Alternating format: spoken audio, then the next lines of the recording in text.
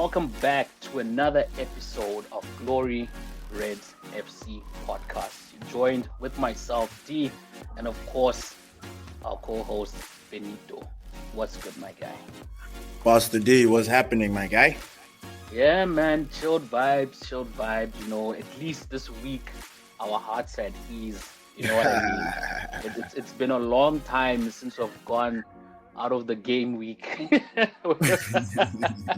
Feeling some sort of ease, feeling some sort of relief. You know what I mean? Because after the game week, it's always tense. There's frustration. There's anger because we lost and we didn't do this right and everything. And although we had our little rant session, for the post-match review against Brentford, at least we managed to get a win out of that game. At least something positive came out of that game, Yeah, man. So I guess, it's funny, with Scott McTominay's winner, it kind of like took me back to COVID on 2020, COVID times, just the game before COVID when we played City in the City derby. Yeah. Oh, and Scott McTominay produced that screamer. Yeah. We ended on a high, so it was kind of reminiscent of that time. Yeah. But again, we're not fooling ourselves, right? True, man. We're not fooling ourselves. We know the true Hollywood story of Manchester United, so we that's what we're going to dive into today. We're going to talk more about Wagwan in the team. Yeah, 100%.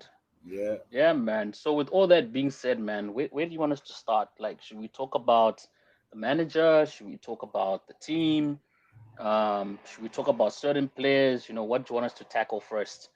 What's the major concern that the people that's on people's minds, regardless of the win? I think where we should start from, okay? Here's an interesting one. Because obviously after our win, there's been a lot of talk about Scott McTominay. Scott McTominay saves the day. And we had a little call for concern. Say like, now this guy has scored 2 goals and is what does this mean for his future in the team? You know what I mean? His imminent future. Does it mean he now gets into the team? Is Ten Hag gonna consider him more? Are we not gonna sell him anymore? Like, you know what I mean? All those thoughts are coming into our mind to say, like, he had a great game. He came in, he did his job. I was looking at his heat map, and he had, like, in that match, he had very little touches of the ball. He was like, which is typical of Scott. Exactly. You know what I mean? So he never really had so much of a big contribution in that match apart from the goals.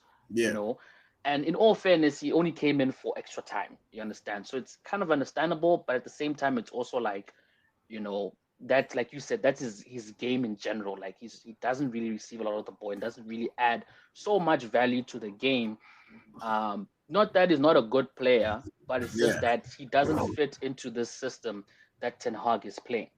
So what do you think is going to happen after the international break? Do you think it's going to fall more in favor with Ten Hag? Like, even with the comments that Ten Hag said after the game about Scott McTominay, you know what I mean? Talking about, the passion, the drive, the will, you had all these ex-players coming and talking about Scott McTominay and Beckham, commenting on Scott McTominay. You know what I mean? And this is what this is all about. You understand what I'm saying? There's so much hype, and we not sound like haters. Like, we obviously appreciate him, we applaud it, but at the same time, we don't want to get lost in this, Hollywood fantasy, like, oh, Scott McTominay, he must be now a regular starter in the first 11. So what are your thoughts? What are your thoughts, man, on this whole Scott McTominay situation that has happened?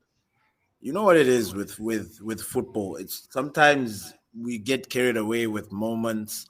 And in this particular instance, you can just say that there's just so many things that are adding into this good feel factor that's going on right now. Because I think we need to point out that David Beckham's documentary really touched home, especially to the true United supporters. They got to see something. They got to see some news and stuff about the club and how things were run back in the days that not so many people knew about, except the guys that were in the inner circle. So you pair that with David Beckham and his redemption story, And then Scott McTominay, mind you, this is a guy that came on against Bayern Munich and allowed Upamecano to drag the ball all the way from the back right up until our box, and he escorted him. You know what I Yeah. mean? There were Yeah. moments he came onto the pitch, and there's literally a video out there circulating of Scott McTominay not putting this passion that people are talking about. Now, Yeah. here's the thing: we are not trying to shit on his show. We're not trying to play down what he did because, believe it or not, we needed those 3 points. We were losing. It just came at the right time, and you know what? He got us the win. This is what we expect from every Manchester United player that comes onto that pitch. When you come on, you're not coming on there to just add numbers. You're coming on there to add an effect, to add something into the team. And Yeah. Scott McTominay did that. And we applaud him for that. We give him credit for that. But going forward, I don't see I you know what? Here's the thing again, maybe that cameo that he made, maybe that could have been his turnaround, his Wan Bissaka moment. You never know. Yeah. But just based on history, and the players that we've got in that team playing in the positions that he should be playing. Yeah. Unfortunately for him, he falls down the pecking order. You know what I Yeah. mean? And I am completely comfortable. And I wish this is actually spoken between the manager and the player that, listen, you see the current state of the squad. We are plagued with injuries, and obviously you're going to have to play a role. You know what I mean? Yeah. And just based on what he did, honestly, Scott McTominay looks like a young super sub. For Yeah. those games where it's just difficult to crack, those teams that just sit deep. We get those games a lot every season. And we've always been having a problem trying to look for players or front players who would unlock these defenses. We even talked about Sancho, how he's good in possession play with the ball. He doesn't lose it. So we need him up front so he can have some creativity. Nah, nah, nah, nah, nah. But the way we see United, we need more clinical people. And Scott McTominay, in a very strange and weird circumstance, it doesn't get better with Scott because he is very clinical. Do you know what I mean? Yeah. Like, let's put aside his performance. That boy, when he's in front of the goal, he doesn't play. He's clinical. Yeah. And that is a good attribute to have. It's a good um, trick to have under your sleeve. So I would really appreciate Scott McTominay coming on as a super sub, a player just to add energy. And we shouldn't put him in those defensive minded duties because Yeah. clearly putting him there is just going to make us pull our hair. You know what I mean? Because we get frustrated every time because he just is not aware of his position, or I don't understand what happens with Scott McTominay when he gets into those positions. But one thing I can say here right now with my chest out is that Scott McTominay around that box is a problem for Yeah. anybody. And the funny thing is, you just don't see it coming. You assume that Scott, this lanky guy, nobody really cares about him, but that guy has got his own. He's locked in on something, and he always puts them in. And they're always bangers, man. I don't know if you've noticed, they're always nice, come at Yeah. the right moment when we actually need them. Surprise, you just see him left foot rocket into the top corner. It's like, whoa, Scott. And this is just after like slating him, like say, hey, you what are you doing? Track back. And then he does that, and then he just puts you in that funk of like, man, what am I gonna do with this boy? You know? But nah, man, Scott McTominay is not a starter for Manchester United. He's definitely a starter in other teams, like teams that are gonna offer him the role that he seems to excel in. For some reason at Manchester United, because he's tall and built and big, he's almost looked as a shield. Someone like a protector. My God, that is further from the truth. That guy lets that. man, I don't even know how I can compare the way he lets people through. Like I don't even know what the perfect analogy could be. But Scott McTominay, man, well done. Thank you for the two brilliant last minute homage to Lady Kathy, kind of goals. We appreciate them. Alex Ferguson time.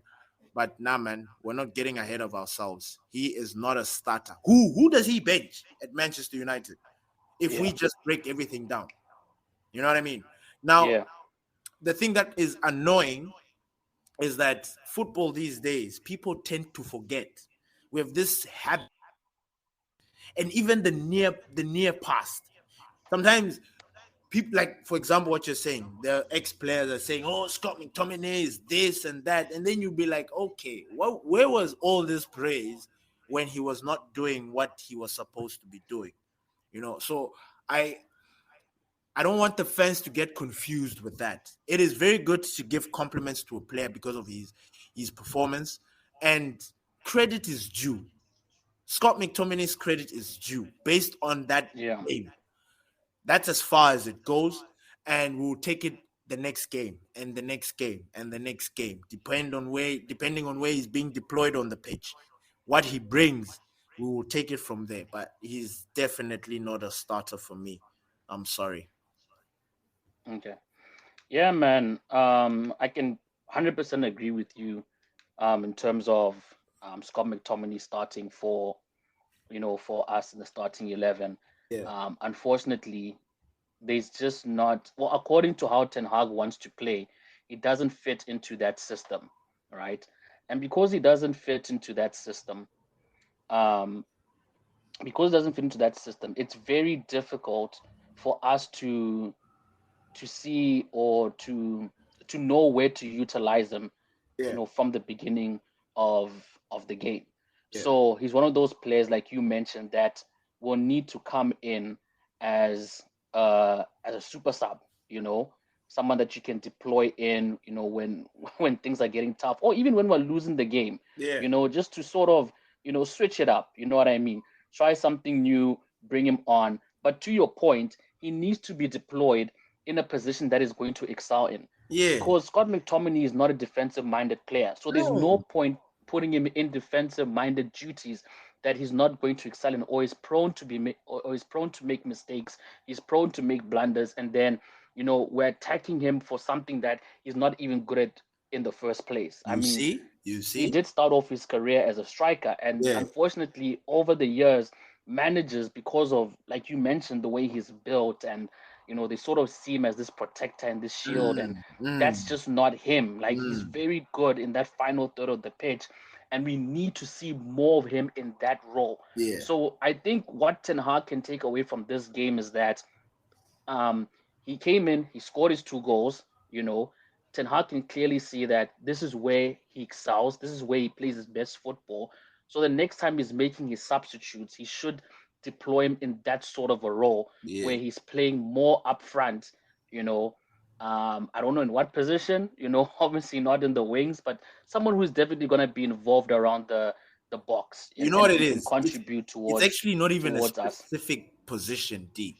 You Yeah, just put him on the pitch and then you tell him that he should be just attack minded. Like he should just go up from, because if you try to be specific and try and take out players, it could yeah, be, you're taking out this player for this, or yeah, how, yeah, you yeah. know what I mean? So they just put him in. For example, they've taken out, let's just say Mount or Bruno or maybe Okay. Alejandro Ganacho, and they've put in Scott McTominay, and we still got people like Casemiro, Amrabat, or Yeah, whoever. Scott is in there, but then he should just be deployed up front. Like he's should just focus on the set pieces and trying to cause mischief in the box. You know what I mean? yeah. Yeah, Mm.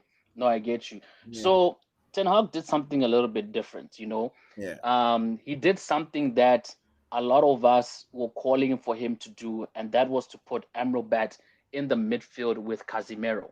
yeah, So to my surprise, I was actually shocked he went ahead and did it. But at the same time, when you look at our current predicament, we had injuries. yeah, So it's like he had no other option but to start him in the midfield, you yeah, know, because Varane, we got news that Varane was injured. so he couldn't start. Yeah.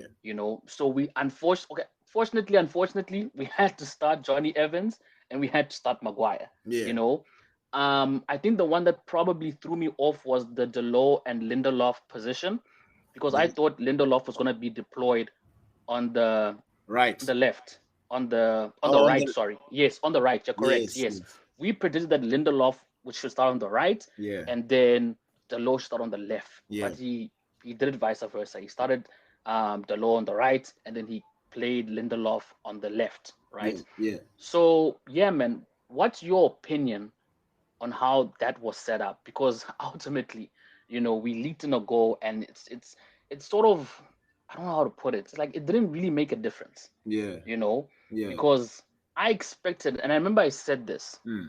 in the previous episode, in the previous one when we were doing the match preview, Yeah. when I came out and said, if Amrabat starts in the midfield, we are bound to see a dramatic change in our play, Yeah. because it's gonna be more involved where he's better playing Yeah. in the midfield than at the left back position. Yeah. But somehow it looked like there was a clash between him and Him and Casemiro. Casemiro Yeah. with their attributes. Yeah. So what's our takeaway from this? Like, do we just write it off as, okay, this is the first time they're playing together in the midfield? Is this something that they can work on, Mm-hmm. or is it something that just can't work? You know what I mean? Like Mm. when Ten Hag tried Mason Mount and Casemiro for like a numerous amount of games, and it Mm. just wasn't clicking. So Oh, do we give? Yeah. So do you think Ten Hag should give time for that relationship to foster? mm. You know, could Mm. it be just a case of um what you call this, the players that we had on the pitch? Like if we had a stronger defensive unit, if we have our defenders back, Martinez, Varane, Shaw, Yeah. having Yeah. that solid back line, do you think we'll get more out of Casemiro and Amrabat starting together, Mm-hmm. or should either or of them start with like different pairings? Honestly, for me, I would actually like to see that partnership um, grow. Actually, I understand why maybe Eric. The funny thing is, Casemiro just looked a little bit off that game, but I do. I kind of see it, but at the same time, I don't. I can't really pinpoint, even though I did mention that it was like a clash of we had two bulldozers in there. But I think there was something that Casemiro, I don't know. I think he was beaten. I don't know. But the way Yeah. I'm seeing it, both those players, they need to grow together. I want to actually see them, because here's the thing: they are two of the same players, but very, very different. And Mm. when I say this, I say in terms of in defensive attributes, they are the same. Okay. Um, I guess maybe the progression of the boys where it varies, but then their mentality first is to make sure that they stop any trouble from reaching the final third. That is one thing that we've noticed about them, and they're very aggressive. That's the thing. It didn't look pretty. It looked like there were just so many tackles, and Amrabat is the same. He's a little bit of he's not easy on the eye. You know what I mean? Like Yeah. the playing looked scruffy. It didn't look nice. It's a weird thing to say, but I get it. I saw it. Amrabat is, I don't want to say he's a dirty player, but man, he is like I guess if I say this name, you probably understand what I mean. He's like a Diego Simeone in the terms of Yeah. shithousery, and in a Yeah. in a Yeah. very undercover level, because you've seen a lot of games where he has been pulled, he pulls players, and then somehow he gets away with it.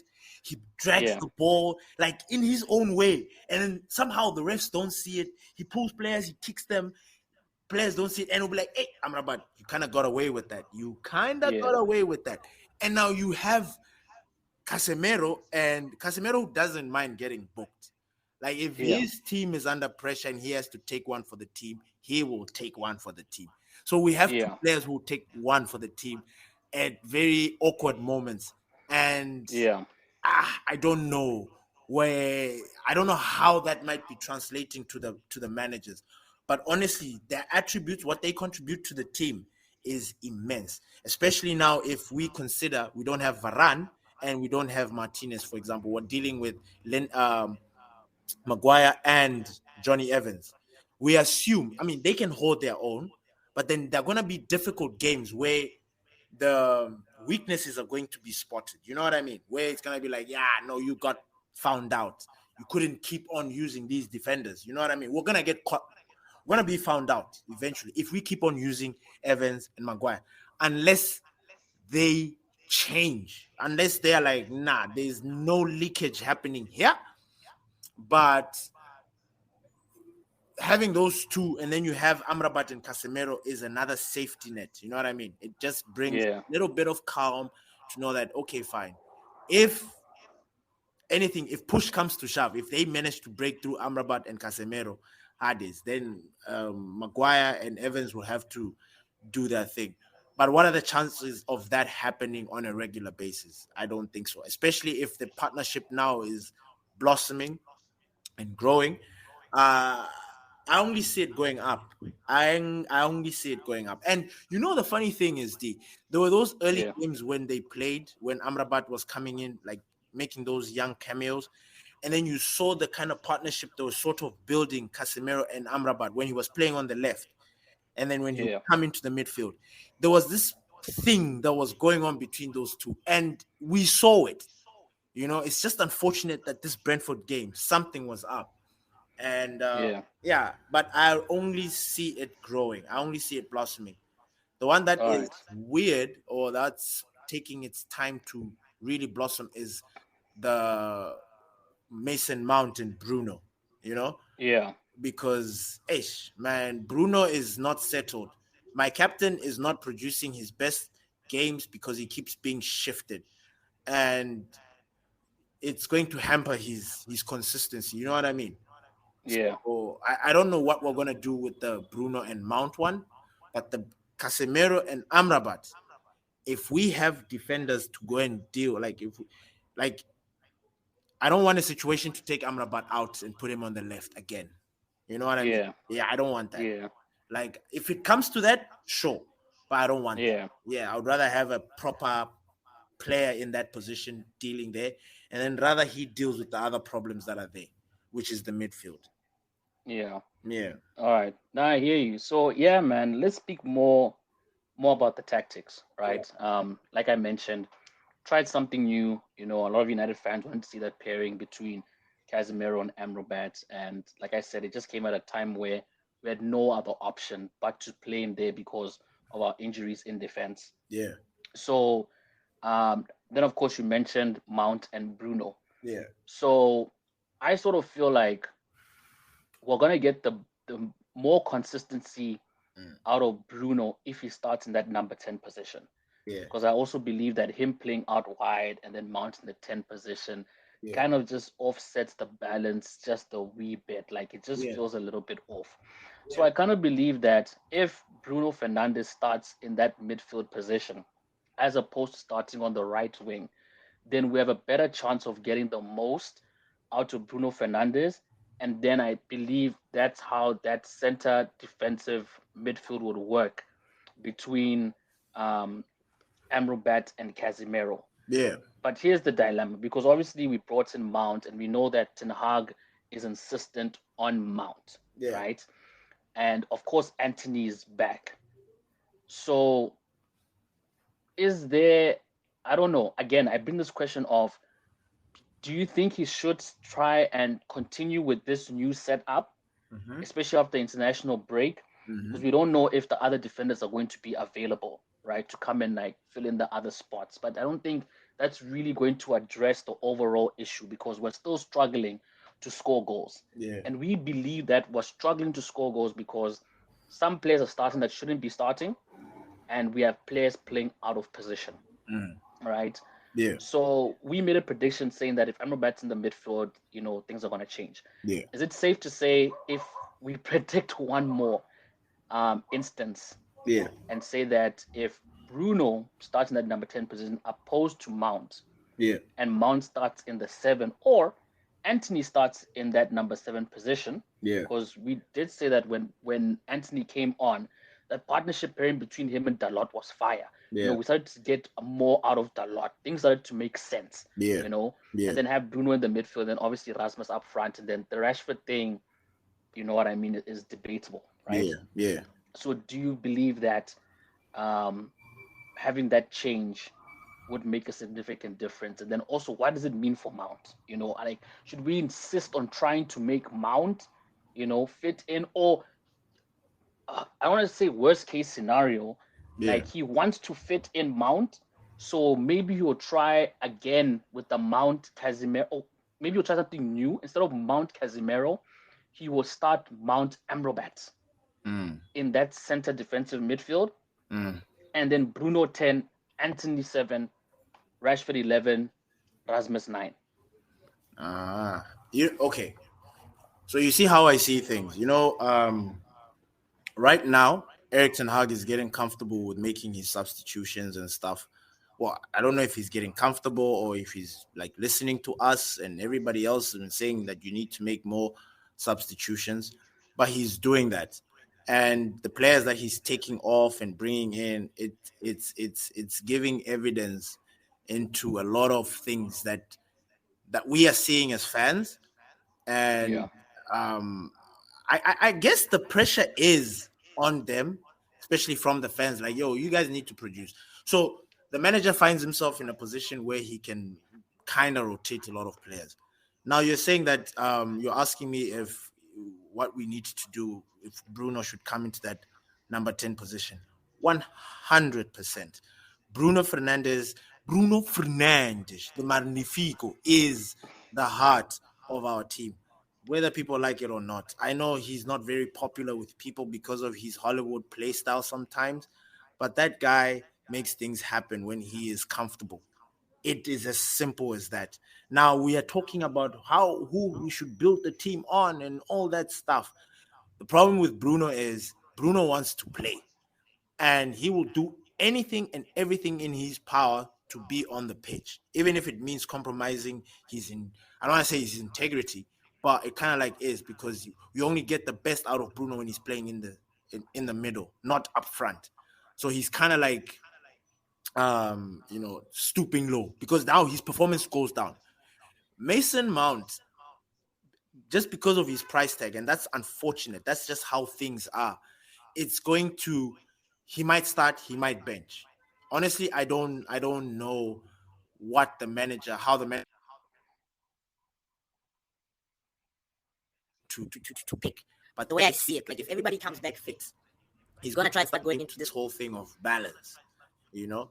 But then again, it's not going to be very evident on the starting lineup that he picks because we'll start to see Bruno on the right, and we're like, okay, how is that balanced? Because we prefer Bruno in the middle and somebody else like Anthony on the right or Mason Mount on the right. You know what I mean? So I think he's just going to. I think we should expect. I'm kind of like expecting a lot of rotation in terms Okay. of trying to find that consistency. They're sort of slowly waiting for the guys to get fit, the other injured players. Then these guys are going to come in, and then he's going to try and he's going to continue with what he's been doing basically. But the problem is Anthony's back.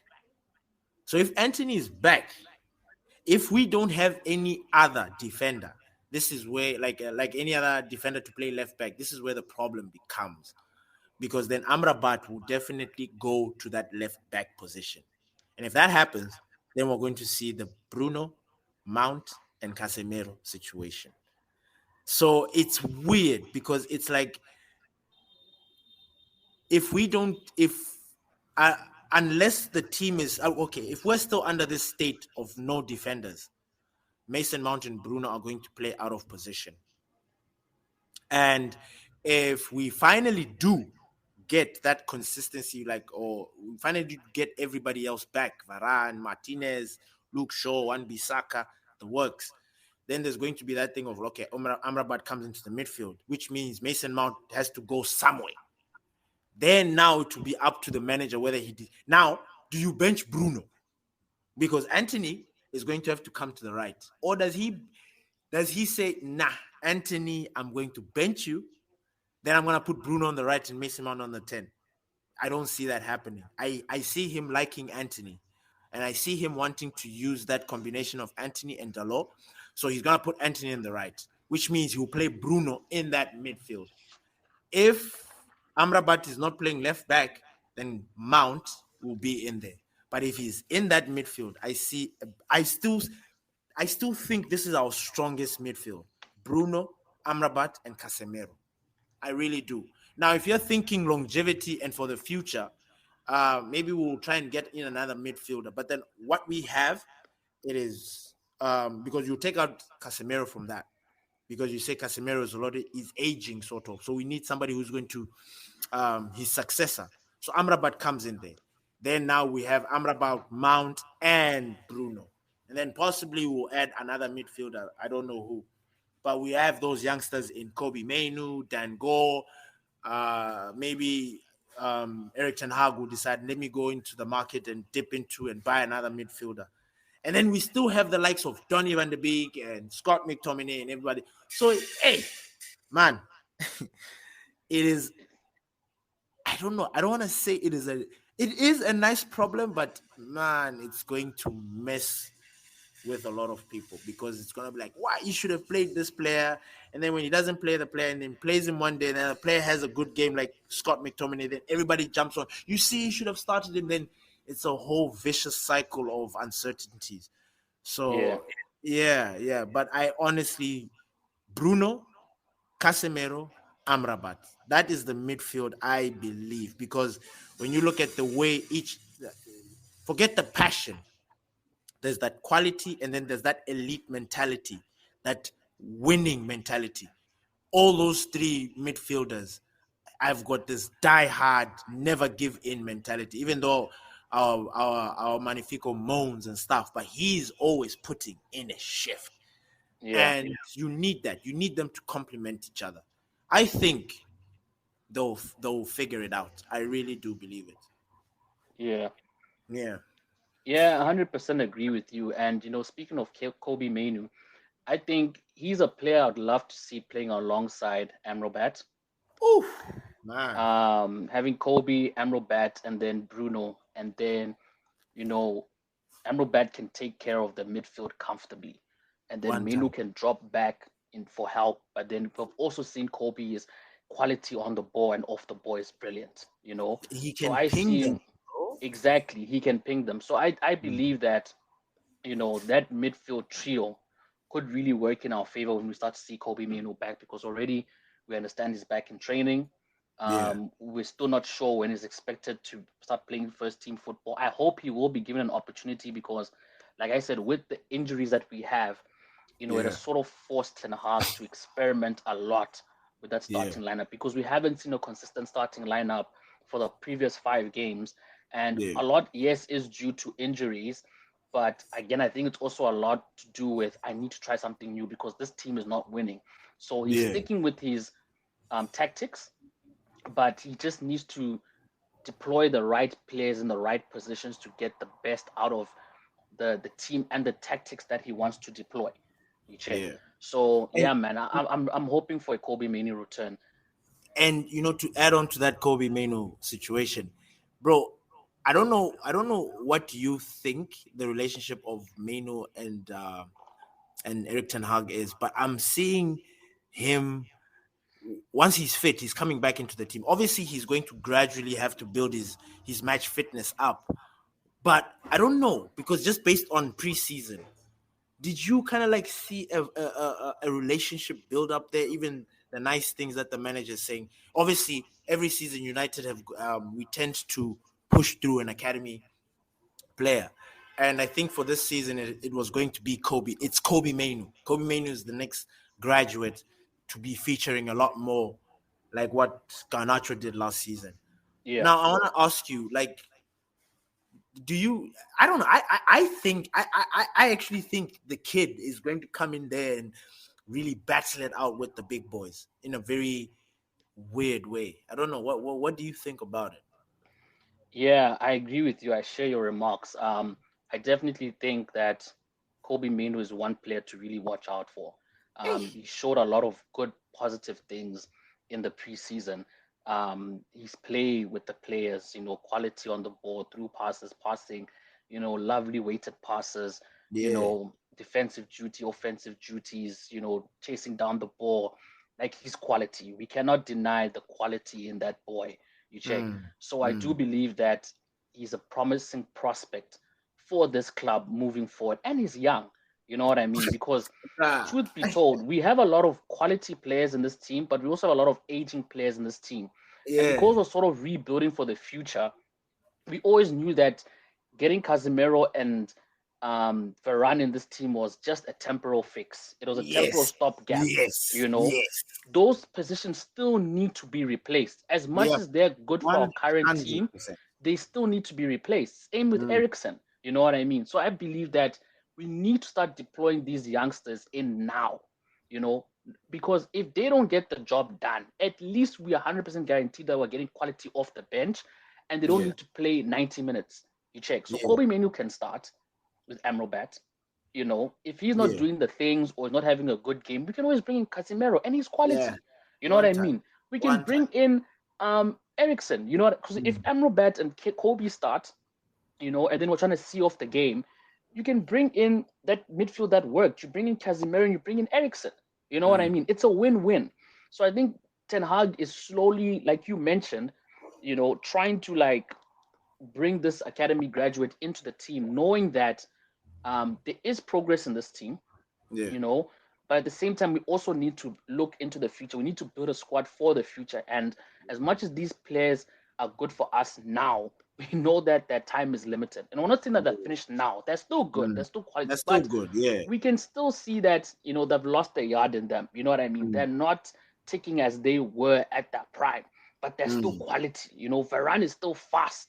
You know what I mm, mean? He still makes mm, crisp passes. Defensive duties are still, unbelievable, out of this world.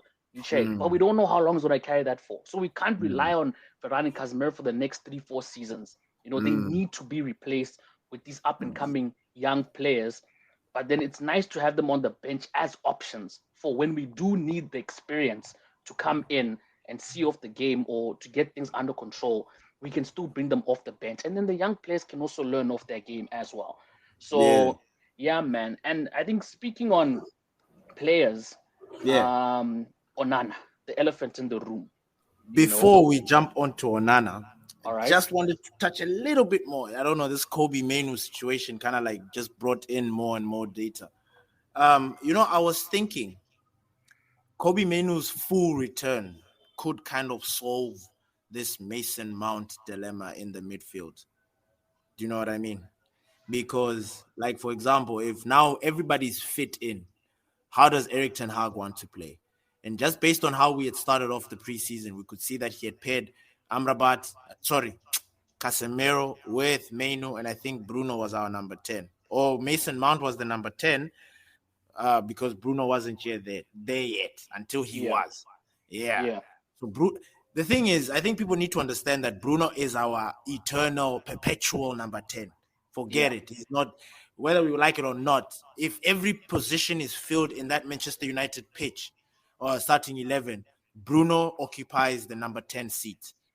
You know what Yeah. I mean? Yeah, he's going to be there on his ace. So I think if that happens, that's when we're going to have some sort of clarity when it comes to Bruno, that midfield situation, because everybody's wondering Bruno, Mount. Sometimes I'm sure even other games it's going to work like that, just going to click. It's going to make sense. Mason Mount is just going to be making those ridiculous runs. Bruno is going to be catching him and all that stuff. So Yeah. yeah, man. Yeah.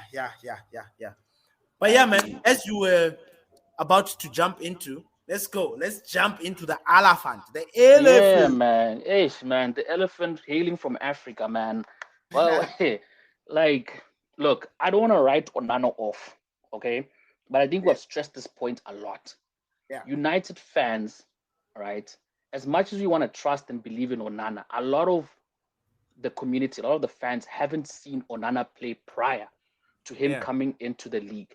Maybe the only time most of us got a glimpse of him was during that Champions League final, where we saw him put out his best performance. And we know all yeah, players can have their moments of brilliance, right? You'll see, for example, what it could have been someone's first time watching Scott McTominay. You know what I mean? During that game that we won, and they would just come to a conclusion of why don't United start Scott McTominay? Look what he did for us. You understand what I mean? And that's just based off one game, you know. And I don't want to say Onana was good for that one game in the Champions League final, but like I said, every player can just have their moment in the spotlight to shine. You know what I mean? And you know, and just be this dynamic player. You understand? But overall, that does not translate to what type of player he actually is.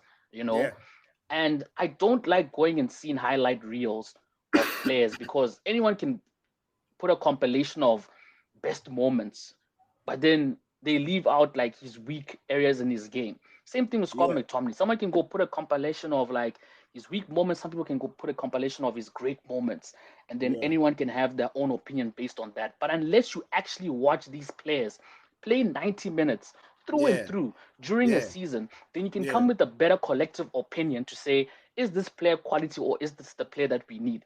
So I think with Man United fans, at this point in time, we just have to accept that we do not know this player, right? As much as maybe some people do. Maybe some people watched Serie A and they got a better opinion or judgment about Onana, and they can, you know, whisper sweet things in our ears and tell us that, look, it's going to get better. You know, you understand what I'm saying? Goalkeepers, unless they're supporters from that team. Exactly.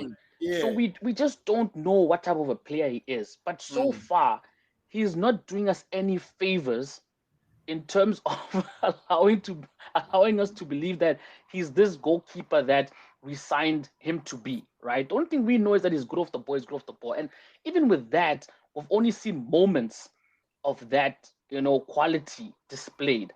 But we haven't seen his overall game. You know what I mean? Like the thing that he's supposed to be doing, first and foremost, is something that he's not excelling in. You know, his shot stopping is appalling because even that game, even that goal that we conceded during the game, I mean, you're just left scratching your head like, really, dude, really. I mean, that goal would have been stopped by any keeper in the Premier League.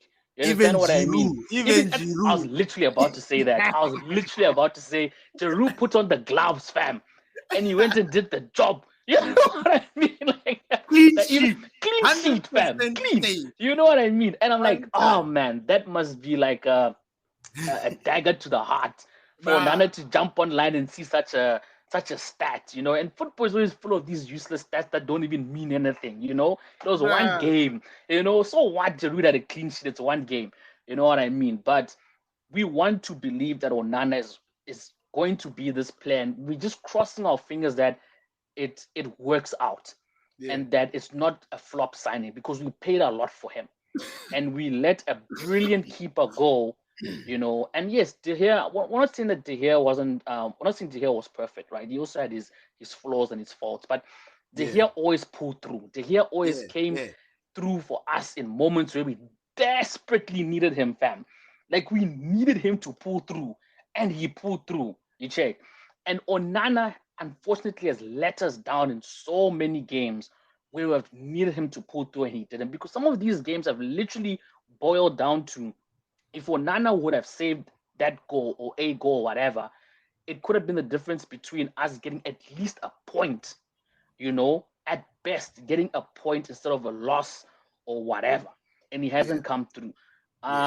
So yeah, man, what's your take? Do you think that we should give him the season, you know, and then judge him afterwards? So should we just bite our tongues for now and just keep giving him that 100% support and look, you're going to get better, it's going to get better, or you know what I mean? Or do you think it's time to start reconsidering based on where we are sitting in the Premier League and where we're also sitting in the Champions League in terms of the group?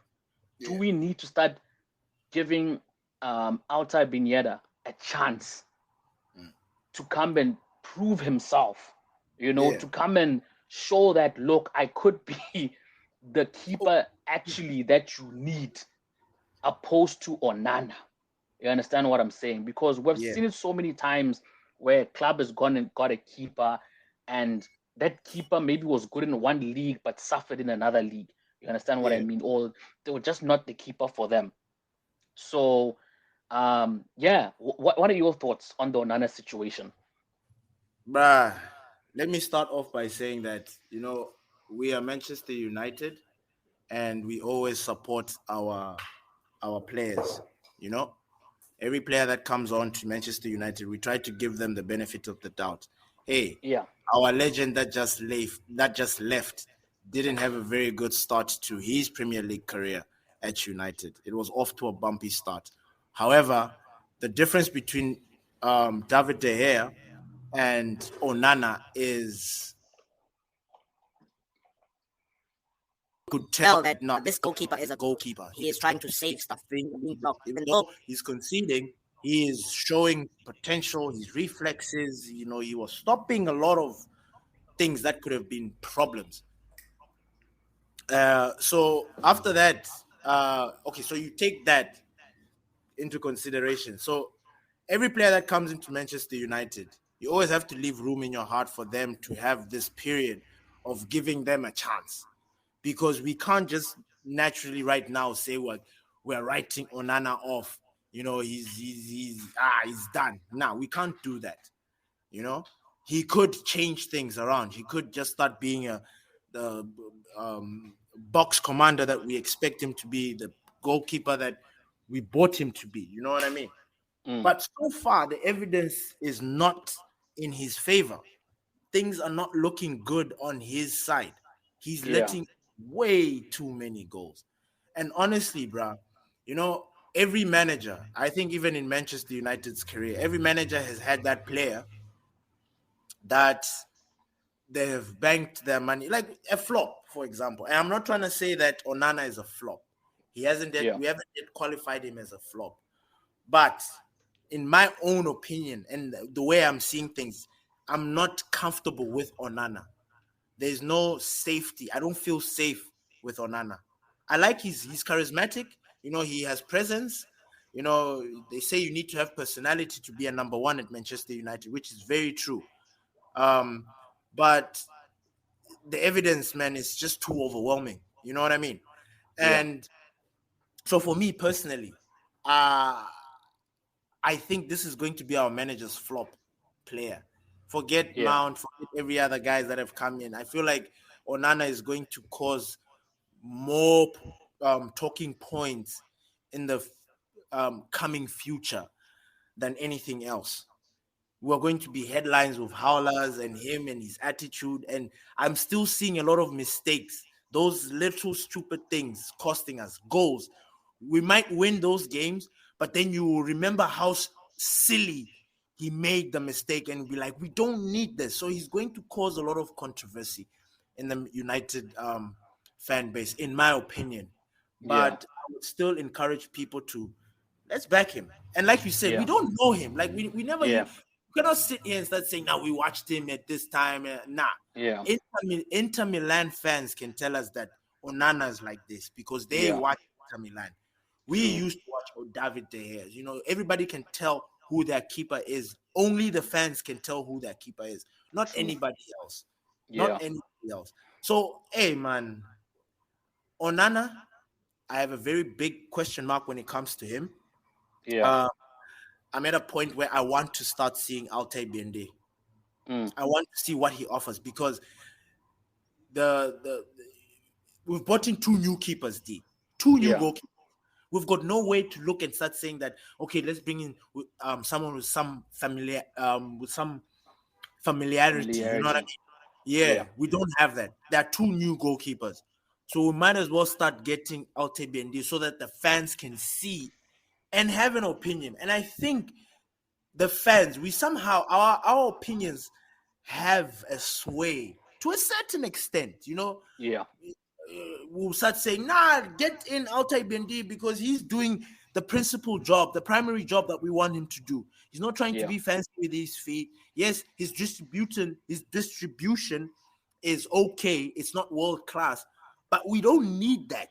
We need him to stop goals. We need him to, first and foremost, yeah, we need him to block shots, free kicks, those yeah, set pieces, the stupid goals we have been conceding thus far. We need somebody yeah, to stop that. but we haven't seen Alte. You know what I mean? So we don't know. I Yeah, saw I saw them like on YouTube, compilations of him. He looks good, but again, it's like once he's wearing United colors and he's by himself on that goalpost with the fans behind him, at Old Trafford, it's a different ball game. You know yeah, what I mean? Yeah. So Eric Ten Hag's scrutiny is going to stem from Onana. yeah, Most of it is going to stem from Onana. That's how I see things. Unless something miraculous changes, Onana starts becoming David Dyer or Van der Sar-esque yeah, or Schmeichel-esque.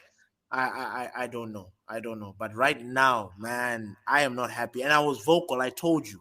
I want to yeah, see changes. I'm at that point where I want to see the other option that we have because yeah, this right now, yeah, because here's another thing, D.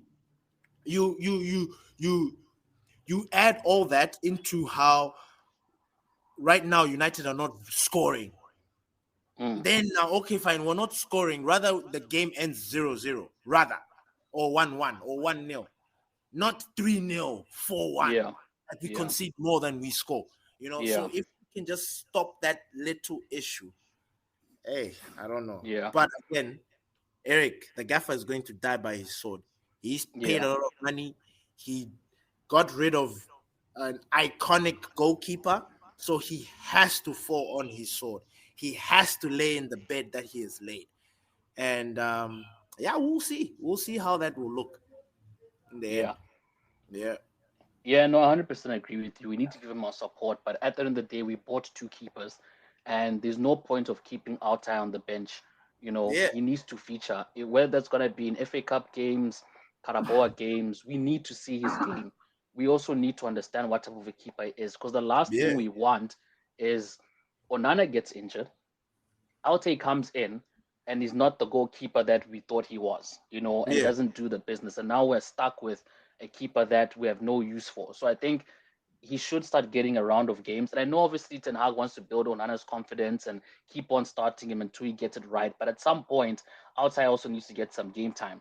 And then Yeah. speaking back to the De Gea thing, I Mm, think also another difference we can highlight is that when mm, De Gea came through, right? mm. I don't think he had that much pressure as Onana because when Oh De Gea yeah. came through, he came through very young. You know, yes, we were frustrated, but we also did understand that he was a project for the future. You Yeah. understand? So I think there's more lenience because we said we want to give him time to grow into this role, and we want to see that progression. So he But sort of D, had did you that not time. pull your hair? Now, sorry.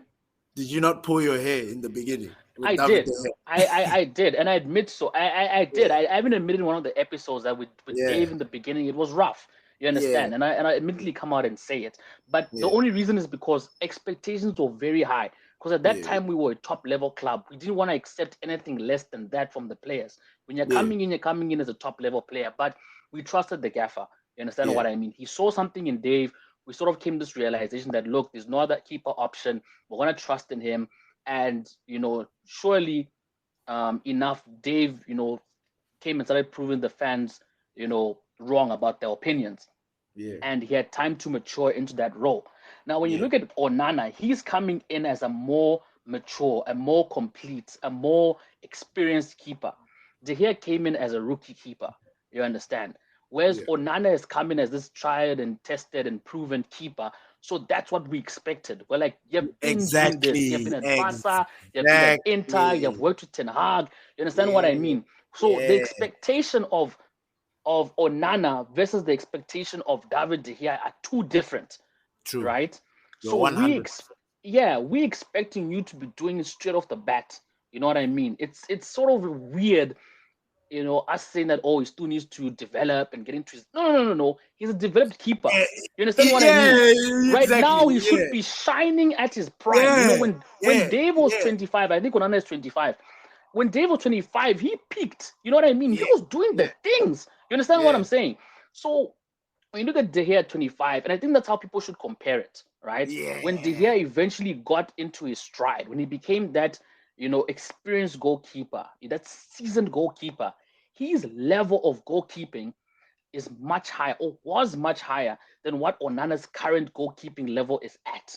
You understand? Minus goal distribution.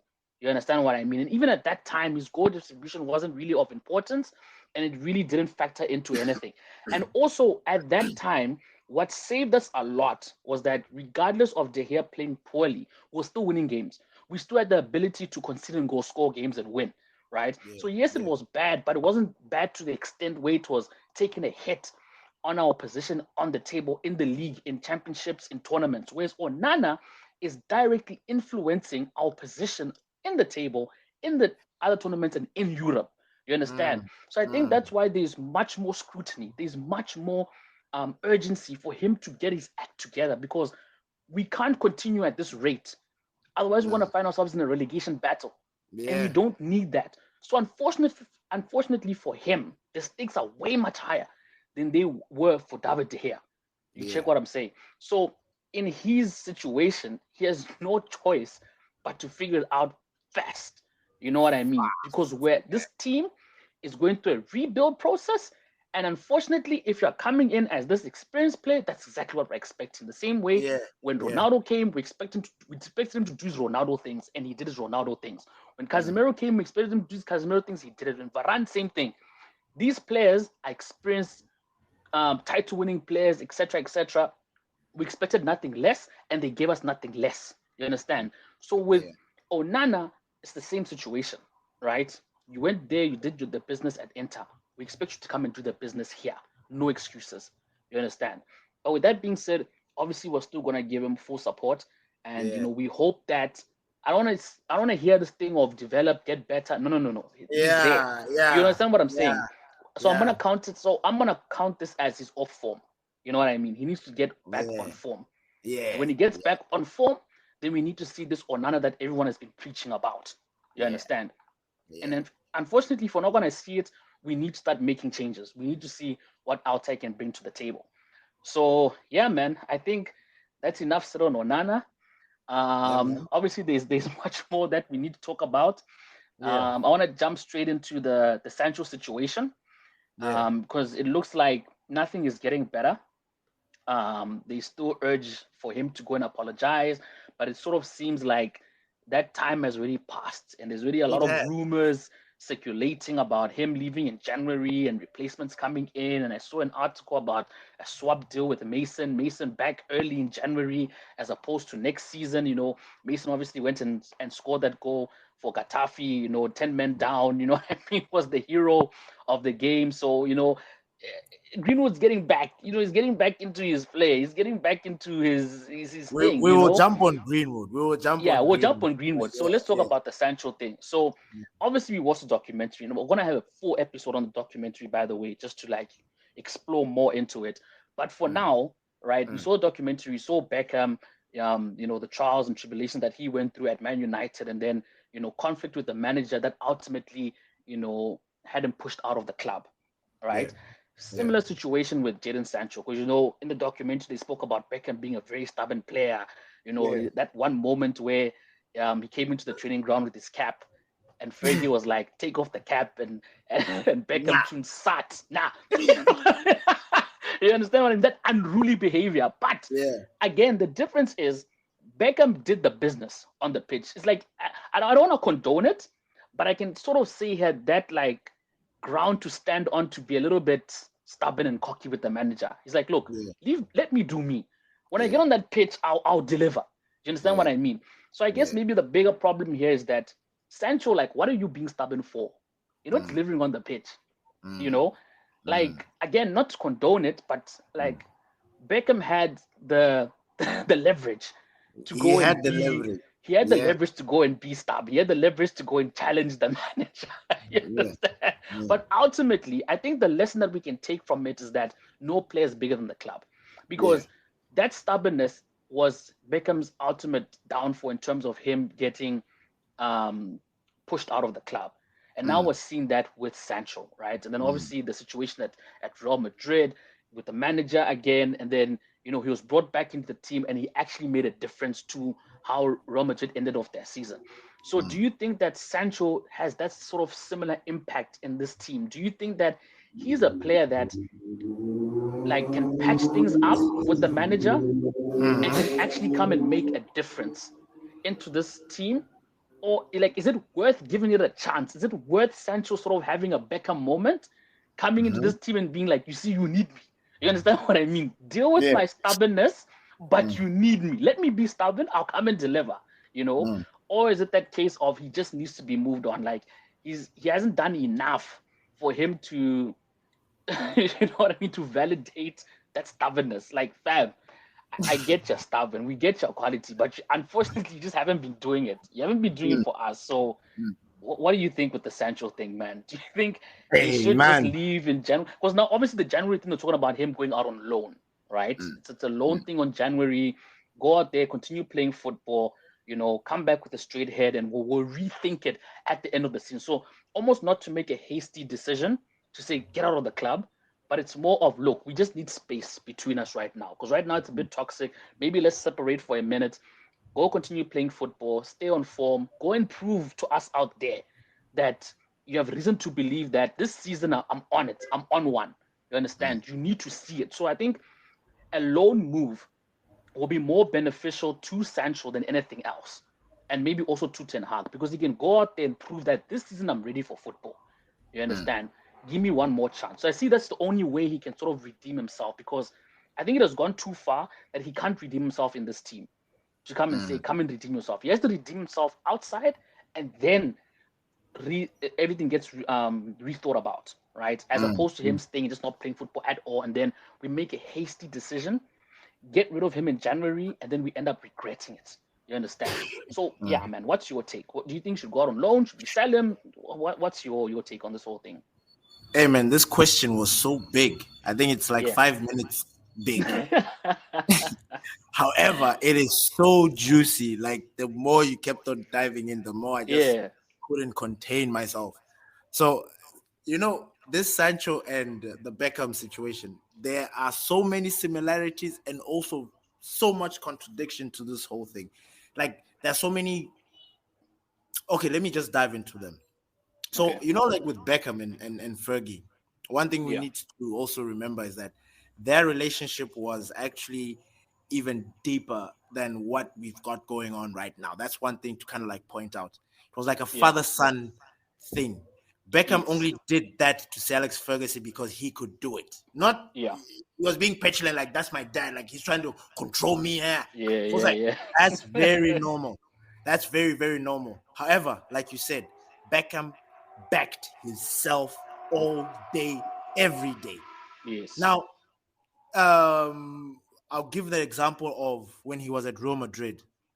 He was axed from the team because of some very stupid misunderstanding. Yeah. Capello benches him. He sidelines him. Literally what Sancho's going through. Yeah. Tells him to train on his own, and Papa Bex just puts his head down and trains and trains and Yeah. trains and trains every day. That is the mentality of them boys back in the days. Yeah. The mentality of Mandem back in the days, bro. Mm. Mandem these days are not the same. Mandem these days are weak, bro. Look Mm. at this. You're not being considered to start, yet you're just going to train every day. Even the Yeah. manager was feeling bad. There was a Yeah. clip of the manager watching Beckham run with the assistant, and you could Yes. see in my head, I was like, nah, man, you are touched. Yeah. Your Yeah. ass touched. Just bring the guy in. And Yeah. Beckham comes in, and Real Madrid win the La Liga. Yeah. He He contributes literally to changed the win. season for them. Yeah. Sancho is exiled. He's in an opportunity, he's in a situation where this whole thing could have been put to bed. Because I know Eric Ten Hag is a professional. He's not going to hold a grudge against a player.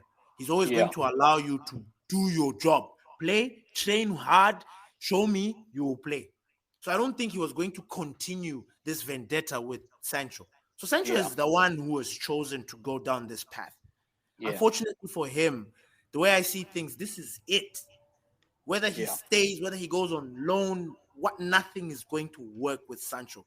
Yeah. He's his firmness right now, the way he's standing by himself and continuing to be trained by himself or whatever, saying that he's not going and he's going to go in January and stuff, bruh, it's late. And like you said, it has gone too far.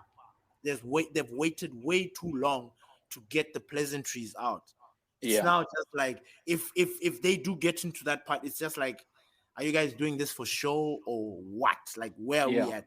And to make matters worse, Sancho has not proven himself yet in a United jersey.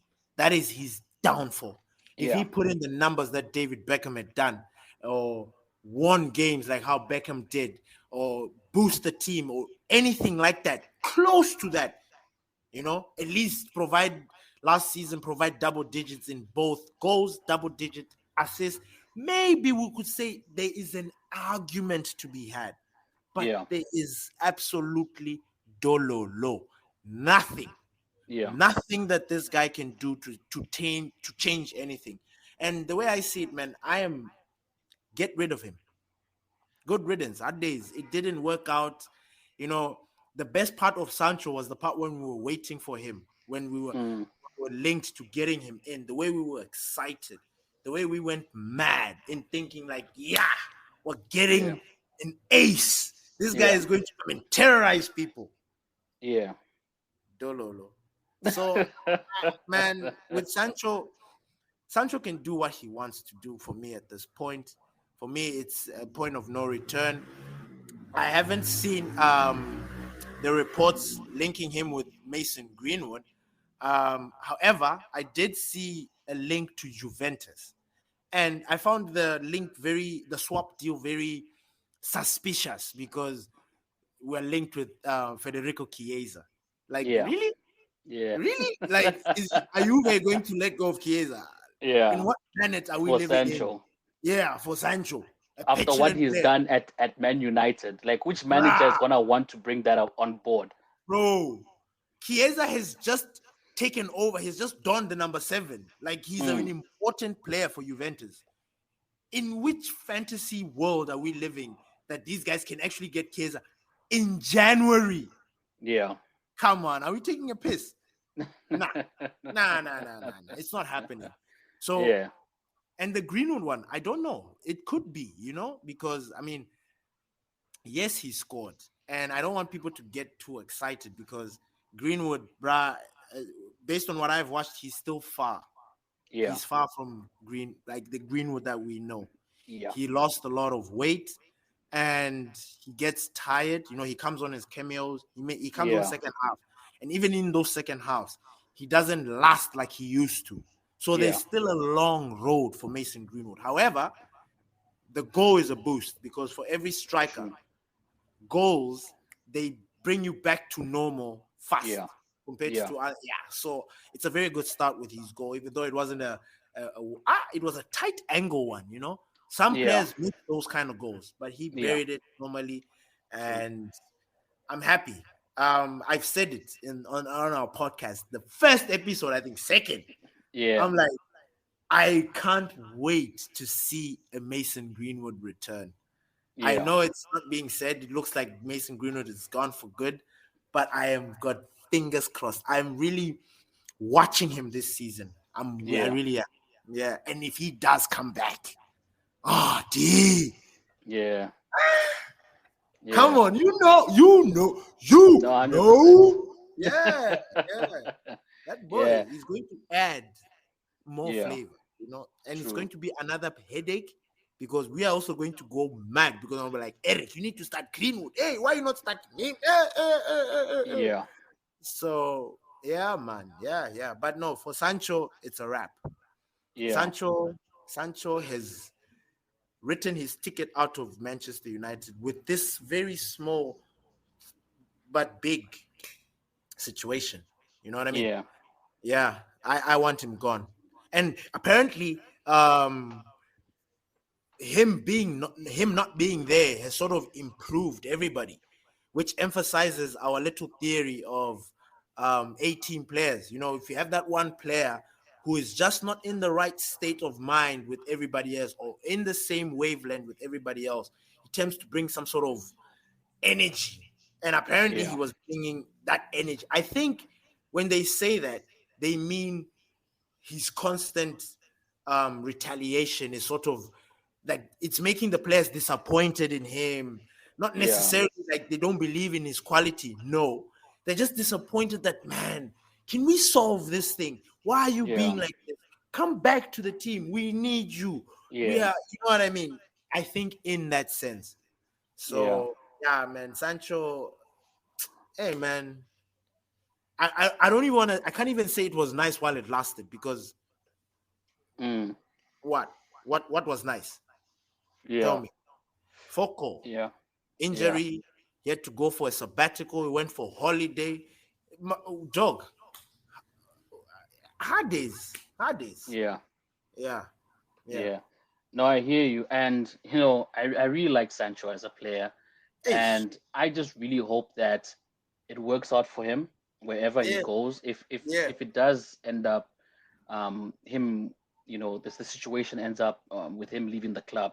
I really hope that it does, work out in the end for him. And one thing I just hope Sancho can do is that if his Mm, time is really over, yeah, right, and he knows that he's not going to play for the team and whatever, I yeah. think the least he can do before leaving is just come out publicly and just whether it's a tweet or whatever Interesting. and just How? apologize. How? And How? no, I get it, but what I'm just saying that to save his career, the Yeah. least he can do is like, look, I went too far, I messed up, I accept that I'm not going to play for this team anymore.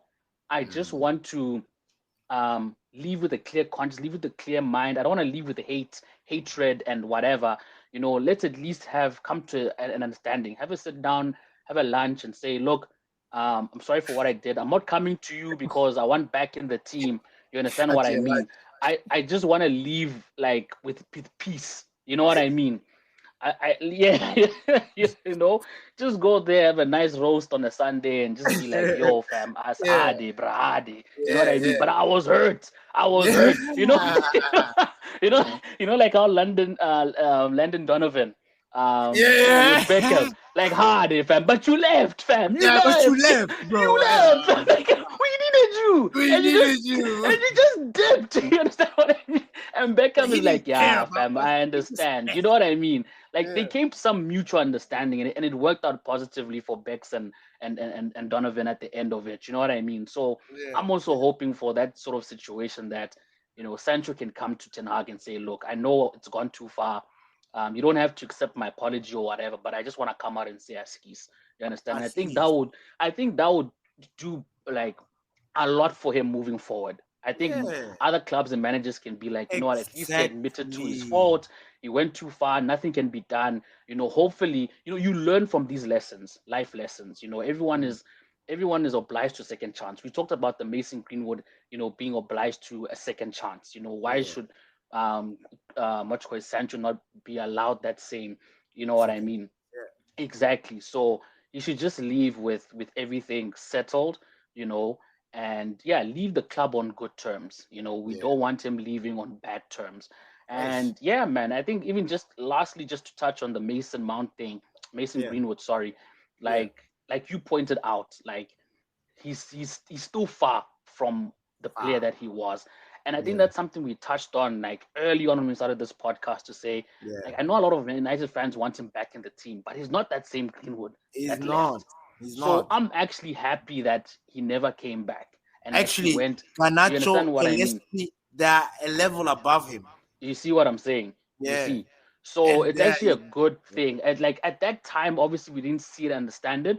So it's a yeah, good thing that it took for him to leave the club and people to watch him from the outside to actually come yeah, to the realization that you know what, actually it wasn't yet time. You yeah, understand? And the yeah, thing is, he's still receiving that scrutiny, in Spain. yeah, So we should also um understand that when he gets back to the club, if ever that will happen or when it does happen, we shouldn't expect things to die down. He yeah, should. I yeah. mean, again, making a reference to the Beckham documentary. When he messed up in the World Cup, look at how many months that thing dragged on. The Bruh. abuse that he Ah, got. You understand what and I the mean, abuse back then was dude? You check serious. what I'm saying. And in today's world, I don't want to make comparisons, but I want to say it's worse because at least in the Beckham era, it was just maybe TV tabloids, you know. Nowadays it's everywhere because you're on social media. You open your social media, people are trolling you. You go to the stadiums, people are trolling. You can't escape it. So at least in the back end time, if you wanted some Please, sort of peace or you solace, at for, least you could go home and have that peace. You know what I mean? you forgot that Now those it's people were worse. spitting at him, Yes, in the streets, you hanging know, mannequins, bruh. dude. Seeing that shit, Oh bro, man, that was deep, live. fam. That was intense. That This was social intense. social media is not a real place, bro. It's just Yeah, those same people who are scared now to face these guys face to face. Then they go on exactly, social media. Bro, exactly, last back exactly. then, bro. Hey Yeah, man, it was bruh. deep, man. It You was you deep. and remember we talked about the headlines there in the UK. You even gave me Yeah, some examples of Ten Hag, you know. yeah, You yes, see the ones that they used to dish out back in the days? yeah. Ah, man, they were brutal. Ah, They were brutal. They were they brutal. were brutal. And Yeah, that was man. their social media. They Yeah, man. couldn't go online and start talking. Yeah, you read that. You walking the street, everybody's reading that.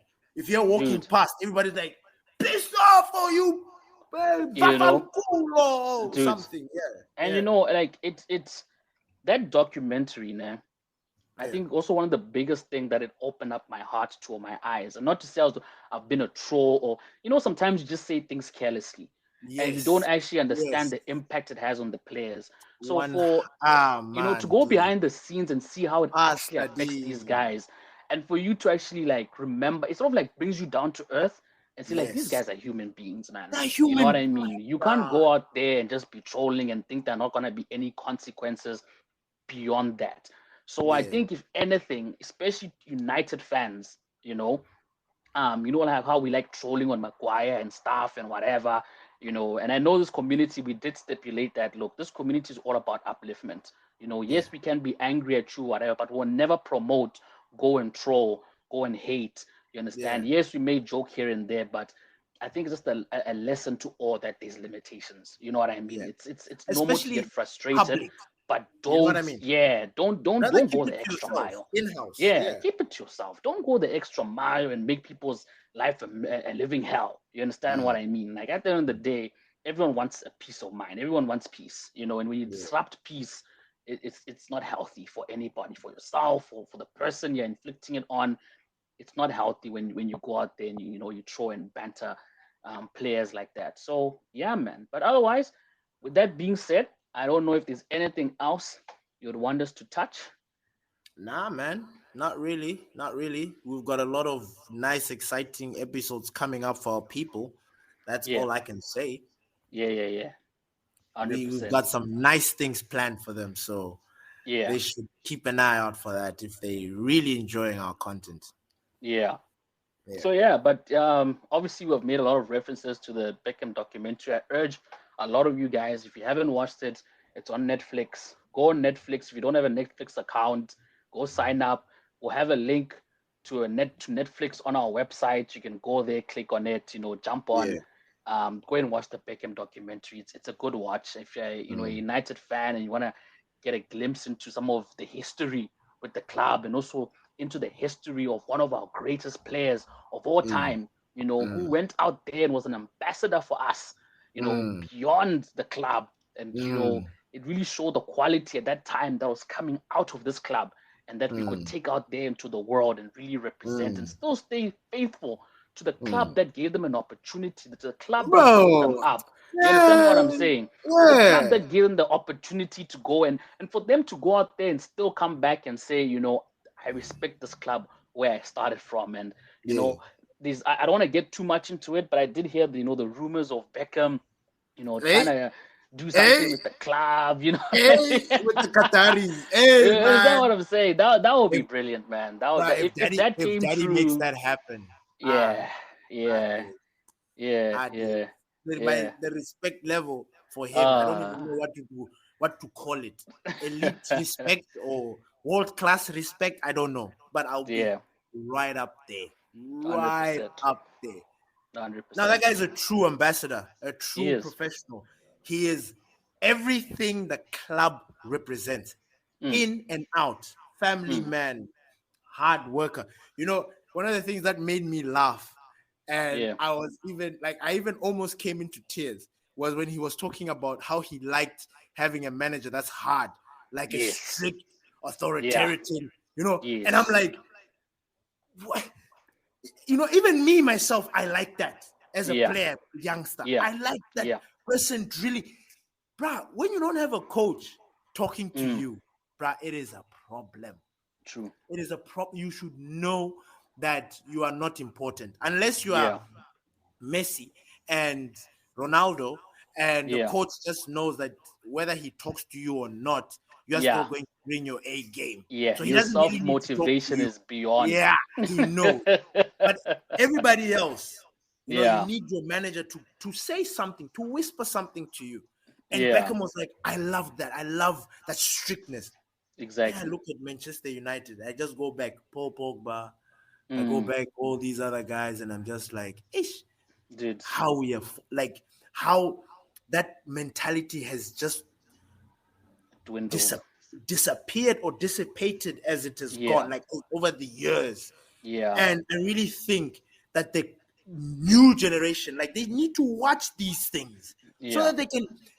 You're not going to go there and emulate David Beckham. Nah, you're not True. going to be him. He has already done stuff Yeah. way beyond your wildest imagination. Yeah. You kids will never achieve the stuff that he has achieved. What you're trying to achieve is the mentality. You're Yes. trying to you're trying to emulate what his professionalism. That's Mm. all. Mm. That's all. Just go and Yeah. listen to him. How do I work Yeah. hard? How do I deal with Exactly. criticism? You saw, bruh. I don't know. In that documentary, you watched Beckham from a boy turn Yeah. into a fucking man. Yeah. You know what I mean? Yeah. Like that Champions League game, he's taking over. Bruh, you know what? Let me stop right there. We'll, There's an we'll save it. episode We'll we save will it for talk, the episode. We'll save it man. because I also have a I, lot to say, and I think it's woo! like we're giving out little bits here and there, here and there. Yeah, Let's just yeah, save it yeah, for that yeah. I was episode. getting But carried away there. yeah, It's yeah. No, I so hear good. you. We'll break So it good. down. We'll break it down. You know what I mean? Yeah, But yeah. yeah, man. Any last remarks before we close off this episode? Nah, Pastor D, just wrap it up for us, my guy. All right. And with that being said, thank you once again for listening to this episode of the Glory Reds podcast. You can catch us on your favorite podcasting listening platforms on Apple Podcasts, Google Podcasts, Spotify, Spreaker, Zencaster. You know, catch us everywhere. You know where to find us. Or Glory Reds FC on all the accounts. You can go to our website, gloryredsfc.co.uk. You can find our latest blog articles over there. Go to our community page. You can join our WhatsApp group where we are constantly having all these nice conversations about football, the club, you know, the team, everything. You know, go follow our social media accounts, you know, for our latest updates, news, and whatever is going on. And don't forget, we also have our fantasy football league. Please go and join it. You know, would love to have a lot of you guys involved in that league. You know what I mean? So it's something that we can also talk about, and you know, we can have a little bit of some fun. You know, try Yeah. competing against each other in that league. But yeah, with that being And said, uh-huh. and don't forget, we're gonna be sharing our betting platforms with them, Oh just to yes, get a yes. sort of exclusive on what we are doing behind the Oh, scenes as well. 100%, Yeah. 100%. For you guys, for you football lovers, you know, who want to make a little bit of some chin cheddar on the side, you know, we'll have a short a preview on one of our episodes, and we'll also have an article on the website. Some of you guys who want to get into betting, remember, bet responsibly, you know. Yeah. Don't do it carelessly, you know. Don't go Yeah. and sacrifice rent money, you know, food money, Yeah. you know. Bet Yeah. responsibly, you know. It's addictive, but at the same time, it's, you know, it's also a nice source of revenue just for like petty cash that you want on the side to have some fun and, you know, get some cash so one day you can buy yourself a ticket to go to Old Trafford, you know what I mean, and watch a One game live. time. You understand what I mean? You know, it's Yeah. all about the fun, you know. Don't be an addict. So yeah, with all that being said, thank you once again for listening to this episode of the Glory Reds FC podcast, and we'll catch y'all in the next one. And with that, we are out. Peace. Peace.